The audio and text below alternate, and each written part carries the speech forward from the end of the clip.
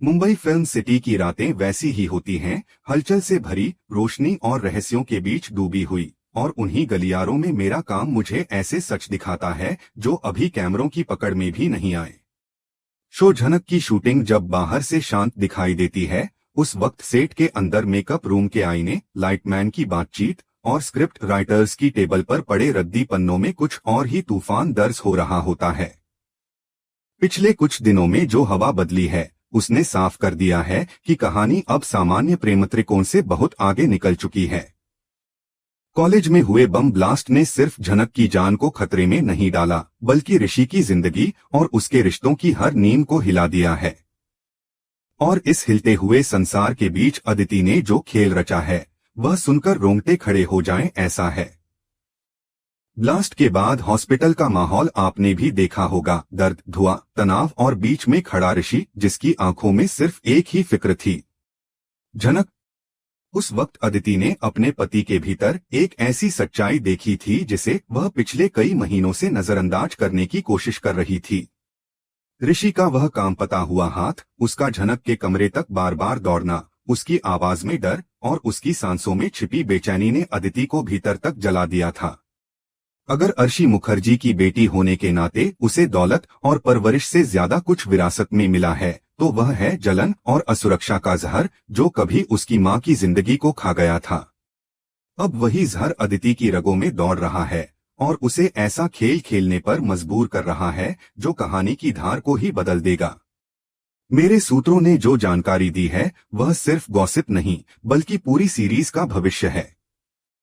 आने वाले एपिसोड्स में अदिति का ट्रांसफॉर्मेशन सबसे बड़ा शॉक होगा। वह कमजोर, रोने धोने वाली पत्नी की भूमिका से निकलकर एक ऐसी चालाक शातिर खिलाड़ी के रूप में सामने आएगी जिसके हर कदम में साजिश छिपी होगी। उसे समझ आ चुका है कि प्यार या गुस्सा ऋषि को उसके पास नहीं ला सकता। वह जानती है कि ऋषि अब वह लड़का नहीं जिसने परिवार के दबाव में चुप रहना सीखा था। आग के बीच छलांग लगाकर झनक को बचाना सिर्फ एक सीन नहीं था, वह एक ऐलान था कि ऋषि का दिल किस धड़कन से बंधा है। अदिति को अब यह भी साफ दिख रहा है कि ऋषि उसके हाथों की रेत की तरह फिसल रहा है, और अगर उसने तुरंत कोई बड़ा कदम नहीं उठाया तो यह रिश्ता किसी भी दिन खत्म हो सकता है। यहीं से शुरू होता है वह प्लान जो टीवी की भाषा में फेक प्रेगनेंसी ट्रैक कहलाता है। इस चाल को नीलू ने हवा दी होगी या अदिति ने खुद दिमाग लगाया, इसका सच्चा जवाब अभी किसी के पास नहीं। लेकिन इतना तय है कि यह प्लान इतना घिनौना है कि बोस परिवार की बुनियाद तक हिल जाएगी। भारतीय समाज में एक पुरुष को बांधने का सबसे आसान तरीका है पितृत्व की जंजीर। अदिति इसी कमजोरी को निशाना बनाती है। उसे पता है कि ऋषि उसे छोड़ सकता है, उससे दूर जा सकता है, उससे तलाक भी ले सकता है, लेकिन एक बाप अपने होने वाले बच्चे को नहीं छोड़ता।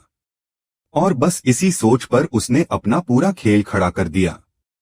हॉस्पिटल में जो सीन अब शूट होने वाला है, उसके बारे में सुनकर ही समझ आता है कि इस ट्रैक से टीआरपी सीधे आसमान छुएगी। ब्लास्ट के बाद इलाज के बहाने अदिति को वही कमरा मिलता है जहां ऋषि आसानी से आ जा सके। रात के वक्त जब झनक बेहोशी में है और पूरा परिवार बाहर बैठा है, अदिति एक ऐसे मोड़ की शुरुआत करती है जिससे पूरी कहानी पटरी से उतर जाएगी। वह धीमे से अपना हाथ पेट पर रखती है, आंसू बहते हैं, और जैसे ही ऋषि घबराकर उसके पास बैठता है, वह उसका हाथ पकड़कर अपने पेट पर रख देती है। उसकी आवाज कांपती है, लेकिन शब्द तेज धार की तरह निकलते हैं, ऋषि, शायद भगवान ने हमारी टूटती शादी को बचाने का रास्ता भेजा है। हमारे बीच चाहे जितनी दूरियां हों, लेकिन यह बच्चा, यह भगवान का इशारा है। क्या तुम हमारे बच्चे की खातिर एक नई शुरुआत नहीं करोगे? ऋषि का दिल उसी पल टूटता है। एक तरफ झनक, जिसे उसने मौत के मुंह से निकाला है, दूसरी तरफ यह दावा कि वह पिता बनने वाला है। उसके अंदर का इंसान इस वक्त चुप है, लेकिन उसके भीतर का पिता जाग चुका है। और यही अदिति की जीत का पहला कदम है। ऋषि चाहकर भी ना नहीं कह पाएगा।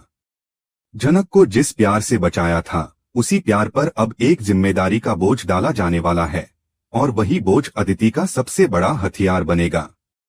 यह सिर्फ शुरुआत है, क्योंकि अदिति के इस झूठ के असर अगले हिस्से में और भी खतरनाक तरीके से सामने आएंगे। ऋषि की स्थिति ऐसी हो चुकी थी कि उसके भीतर का प्रत्येक एहसास उसके खिलाफ खड़ा दिखाई दे रहा था। अदिति द्वारा अचानक बताई गई इस प्रेगनेंसी की खबर ने उसे झकझोर तो दिया था, लेकिन उसके मन के किसी कोने में एक अजीब सी टीस भी उठी थी कि शायद वह अब भी पति और पिता के फर्ज को पूरी तरह निभा नहीं पाया। उसकी आंखों में जो बेचैनी थी वह किसी खुशी की नहीं बल्कि उस अपराध बोध की थी जो दुनिया के सामने मुस्कुराने की कोशिश के बावजूद अंदर ही अंदर उसे कचोट रहा था। वह खुद को बार बार समझाने की कोशिश करता कि यह बच्चा सचमुच एक नई शुरुआत हो सकती है, लेकिन हर बार उसका दिल उसे यह याद दिला देता कि वह किसी और से प्यार कर बैठा है, और यही सच उसे भीतर तक तोड़ रहा था। ऋषि की इस उलझन का सबसे बड़ा असर उस लड़की पर पड़ने वाला था जिसका दिल अभी अभी धड़कना शुरू हुआ था, झनक। वह लड़की जिसने जीवन में बहुत कम प्यार पाया और जितना भी पाया वह खोने के डर में हमेशा उलझी रही। ऋषि के लिए उसके दिल में जो भावना पनपी थी वह मासूम थी, निश्चल थी और बेहद गहरी थी। लेकिन जैसे ही उसे यह खबर मिली कि अदिति मां बनने वाली है, उसके कदम खुद ब खुद पीछे हटने लगे। उसके लिए यह कोई साधारण सूचना नहीं बल्कि ऐसा तूफानी झटका था जिसने उसके दिल को खामोशी में डुबो दिया। जनक ने बच्चों की तरह टूटी आवाज में किसी से कुछ नहीं कहा। वह जानती थी कि पिता की गैर मौजूदगी का दर्द क्या होता है, और वह यह सोचकर कांप गई कि कहीं उसकी वजह से किसी बच्चे का परिवार न टूट जाए। उसके भीतर का स्वाभिमान उसे उसी पल यह समझा चुका था कि ऋषि के जीवन में उसके लिए अब कोई जगह नहीं रह गई। जब वह ऋषि से मिली और उसे औपचारिक बधाई दी तो उसके चेहरे पर बनी मुस्कान इतनी बनावटी थी कि खुद ऋषि भी उसे देख नहीं पाया। वह नजरें चुराता रहा और झनक का मौन उसके दिल को चीरता गया। लेकिन अदिति के इस अचानक बदलते व्यवहार के पीछे सिर्फ उसकी जलन नहीं थी। यह एक सोची समझी चाल थी, और इस चाल को सिखाया था अर्शी मुखर्जी ने। अर्शी, जिसने अपनी जिंदगी में अनिरुद्ध को पाने के लिए हर सीमा लांघी थी, अब वही धूर्तता अपनी बेटी में उंडेल चुकी थी। फिल्म सिटी के गलियारों में यह चर्चा तैर रही थी कि इस फेक प्रेगनेंसी को बेहद बड़े इवेंट की तरह दिखाया जाएगा। अर्शी चाहती थी कि यह खेल सिर्फ ऋषि को भावनात्मक रूप से नहीं बल्कि सामाजिक रूप से भी फंसा दे। घर में विशेष पूजा की तैयारी करवाई जाएगी, मीडिया को बुलाकर इंटरव्यू दिए जाएंगे कि बोस परिवार में वारिस आने वाला है। हर तरफ ऐसा माहौल बनाया जाएगा कि ऋषि गलती से भी पीछे हटने का सोच न सके। अनिरुद्ध भी दादा बनने के ख्याल से भावुक होकर अनजाने में अदिति का पक्ष लेगा और ऋषि पर जिम्मेदारी का बोझ बढ़ाएगा। धीरे धीरे ऋषि अपने ही परिवार में अकेला पड़ जाएगा और उसकी दुनिया में बढ़ती खामोशी उसे भीतर ही भीतर घुटन देने लगेगी। इस झूठ को इतने लंबे समय तक निभाना अदिति के लिए आसान नहीं होगा। उसे रोजाना उल्टी का नाटक करना होगा, गर्भवती महिलाओं जैसी डाइट और क्रेविंग्स दिखानी होंगी। कॉस्ट्यूम टीम द्वारा विशेष सिलिकॉन बेली पैड तैयार करवाए जा चुके होंगे, जिन्हें मौके के हिसाब से बदलना पड़ेगा। वह हर समय इस डर में रहेगी कि कहीं ऋषि उसे अनजाने में छू न ले, कहीं कोई गलती न पकड़ ले। इसलिए वह हर रात डॉक्टर की सलाह और स्वास्थ्य का हवाला देकर उसे अपने से दूर रहने का आदेश देगी। ऋषि यह दूरी अजीब तो मानेगा, पर उसकी हालात समझकर उसे नजरअंदाज कर देगा। सबसे खतरनाक मोड़ तब आएगा जब अदिति इस अजन्मे बच्चे का इस्तेमाल झनक को घर से निकालने के लिए करेगी। वह हर बार अपनी तबीयत बिगड़ने का ड्रामा उसी समय करेगी जब झनक आसपास होगी। डॉक्टर को भी उसके इशारे मिलेंगे, मिस बोस को स्ट्रेस नहीं होना चाहिए, यह बच्चे के लिए सही नहीं। और तब ऋषि, जो अब खुद को पिता के रूप में देखने लगा था, झनक से हाथ जोड़कर कहेगा कि वह घर छोड़ दे। यह सीन दिल तोड़ने वाला होगा। झनक बिना एक शब्द बोले सामान समेटेगी और विदा लेते वक्त उसकी आंखों में वह नजर होगी जिसमें न शिकायत होगी न गुस्सा, सिर्फ दया। यह नजर ऋषि की आत्मा को सालों तक झकझोरती रहेगी। घर से बाहर जाने के बाद झनक के पास सोचने का समय आएगा। उसका दिमाग ठंडा होगा और वह हर घटना को नए नजरिए से देखेगी।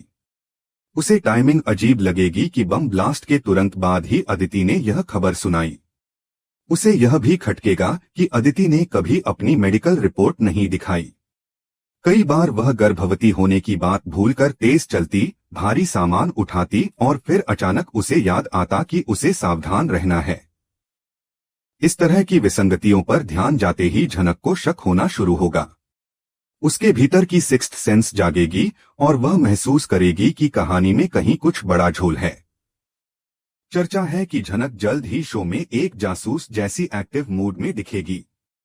वह अस्पताल जाकर छिपकर रिकॉर्ड देखने की कोशिश कर सकती है, डॉक्टर का पीछा कर सकती है और उस सच के करीब पहुंचने की यात्रा शुरू करेगी जिसकी वजह से ऋषि की जिंदगी उलट-पुलट हो चुकी है।